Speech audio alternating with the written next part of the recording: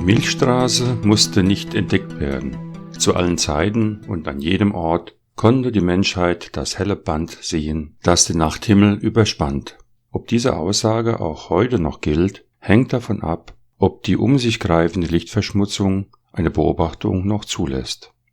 Seit dem Siegeszug der Neon- und LED-Strahler können die Menschen in den Ballungsgebieten die Milchstraße und die schwach leuchtenden Sterne nicht mehr erkennen. Das war vor der Elektrifizierung der Städte noch anders.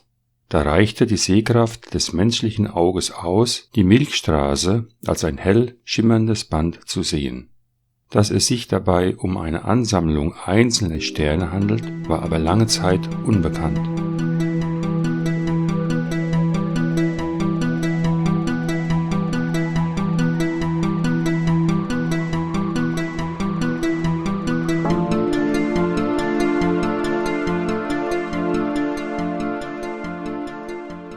Kein geringerer als der Universalgelehrte Galileo Galilei war es, der im Jahr 1609 ein Fernrohr gen Himmel richtete. Er erkannte, dass sich die Milchstraße aus vielen einzelnen Sternen zusammensetzt. Damit war der Grundstein gelegt für eine neue Sicht auf den Kosmos.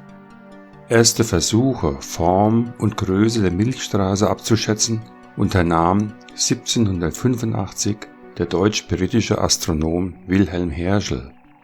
Er begann, die Sterne der Milchstraße zu zählen und sie Himmelsregionen zuzuordnen. Heraus kam eine Scheibenform.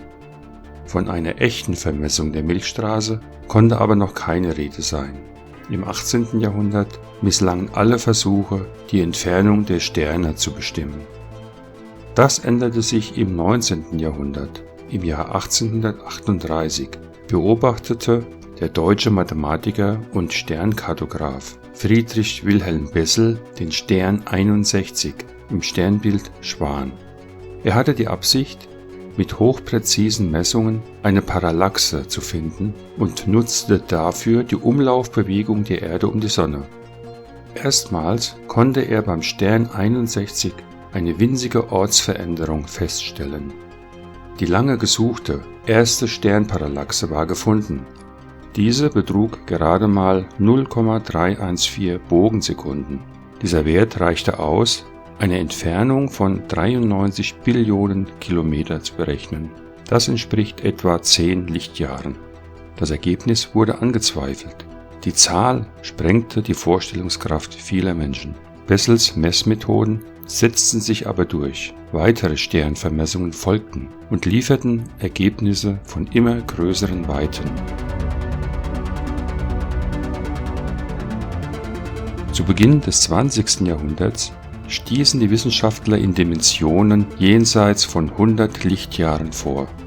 Bei diesen Entfernungen konnten selbst die stärksten Teleskope keine Parallaxe mehr ausmachen. Die Vermessung der Milchstraße geriet ins Stocken.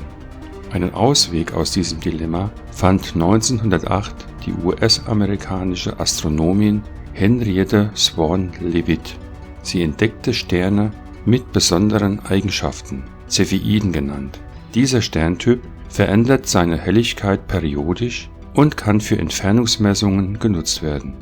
Damit waren Abstandsmessungen bis tief in die Milchstraße hinein möglich. Das Tor zur Vermessung der Milchstraße stand weit offen. Die rätselhaften Kugelsternhaufen, die große und die kleine Magellanwolke und weitere Zwerggalaxien konnten der Milchstraße zugeordnet werden. Der US-Astronom Harlow Shapley nutzte die Ausdehnung der Kugelsternhaufen zu einer ersten Abschätzung der Größe des Milchstraßensystems und konnte nachweisen, dass die Sonne nicht im Zentrum der Galaxis steht. Die Milchstraße bekam die Form einer Spiralgalaxie.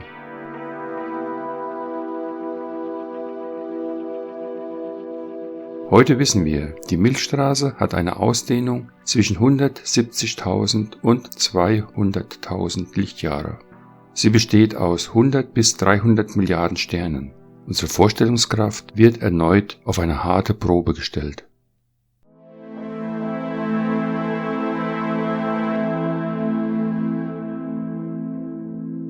In rund 27.000 Lichtjahren von uns aus gesehen befindet sich das galaktische Zentrum der Milchstraße.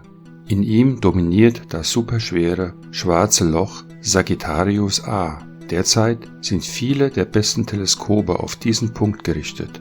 Supercomputer werten den Strom der Bilder und Daten aus. Hier besteht die Chance, die astrophysikalischen Prozesse eines schwarzen Lochs mit größtmöglicher Genauigkeit zu beobachten und neue Erkenntnisse zu gewinnen.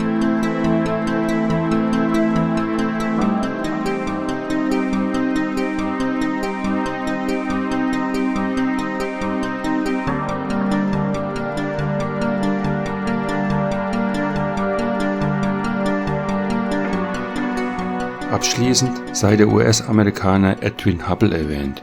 In den 20er Jahren des vorigen Jahrhunderts konnte er zeigen, dass der Andromeda-Nebel eine eigenständige Galaxie weit außerhalb der Milchstraße darstellt und dass die Milchstraße nur eine von vielen Galaxien im Universum ist. Schließlich konnte er beweisen, dass sich das Universum und mit ihr die Milchstraße ausdehnen.